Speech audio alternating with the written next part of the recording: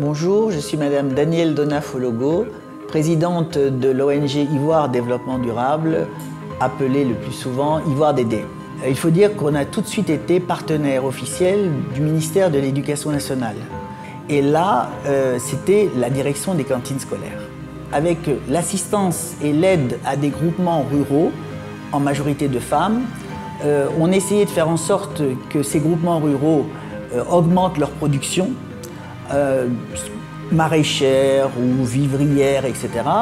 On les aidait en leur donnant des intrants, en leur donnant aussi un encadrement technique par l'ANADER. Mais ce n'est pas suffisant, on aide aussi pour renforcer les capacités d'organisation de ces groupements, dont la majeure partie est analphabète. Donc on a pris un module d'alphabétisation qui permet de donner une alphabétisation minimale. On les aide à avoir une meilleure transformation du manioc en leur fournissant des équipements. Lorsque le manioc est transformé, il y a deux possibilités, trois. Elles en gardent pour elles, elles commercialisent, mais elles ont l'obligation de donner un tiers de la récolte à la cantine de leur village. La cantine de leur village, c'est la cantine où leurs enfants vont manger. Et c'est ça qui nous a attirés.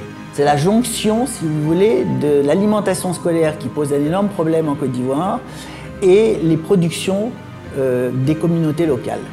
Alors la rencontre avec la Société Générale de Côte d'Ivoire, en fait par le biais, si vous voulez, de la fondation de la Société Générale à Paris, qui lançait la deuxième édition de la Pan African Charity Awards, nous avons soumissionné simplement. Notre programme a été accepté par la Société Générale Côte d'Ivoire et évidemment aussi par la Fondation Société Générale à Paris. Alors c'était un appui vraiment très important. La Côte d'Ivoire a organisé il y a 3 ans, je crois, la journée africaine de l'alimentation scolaire.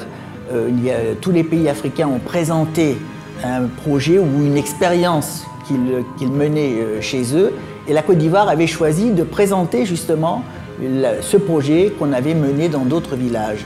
Donc le projet était là, l'expertise était là, il manquait le nerf de la guerre, il manquait le financement. Donc je peux dire que sans financement, on n'aurait pas pu faire le projet dans les 3 villages de Essancrone, Guémé et Bongo. C'est un grand remerciement à la Société Générale, puis un appel pour que certains de leurs membres nous rejoignent pour aider surtout les communautés qui sont à l'intérieur et qui ont souvent des difficultés.